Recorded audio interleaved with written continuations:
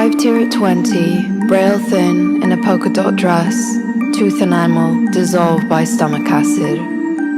I was banking on my high school sweetheart to be a source of love, an injection for a supply I'd been mercilessly cut off from. It didn't work. In the time we'd spent apart, he'd become a surfer up in San Luis Obispo and had developed a penchant for getting high at 5 in the morning. I spent my time with him mainly A. Not eating, B. Checking the status of my hip bones, and C. Hiding from his alpha roommates. I'd wander around town cosplaying as a girl next door, hitting up TJ Maxx like a normal American girl in a normal American world, far from a singing career, close to failure. I was a bulimic college dropout with no family. Except there was family. My mum, who I'd called in desperation to book my plane ticket home. Things went south fast, and my high school sweetheart turned to aspartame dust.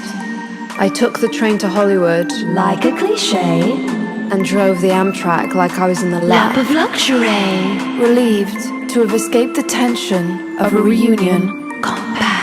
Hollywood Boulevard smelt like the apocalypse, and the pale winter light added to my feelings of dissociation, of not being real anymore, of life being a numb game.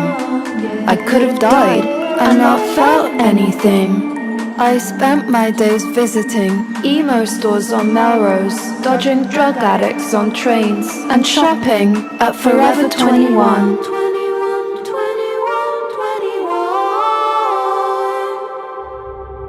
On my last night, I caught my reflection, a silver light bouncing off ribs protruding crudely from my back. It was then that I realized the jig was up. My plan to be thin hadn't worked. I didn't make him love me. Years later, we met again at the Roosevelt Hotel, two old friends sharing the same soul connection we'd had in high school. He told me when he'd seen the Hollywood video he felt sick, because I'd achieved my dreams, because I wasn't a lunatic. And somehow, it healed a forgotten part of me. He was the only one I'd ever told about my dreams. I was no longer a victim. I had been redeemed. No longer a dropout, he had seen me succeed. And finally, I wasn't who I was at 17 anymore.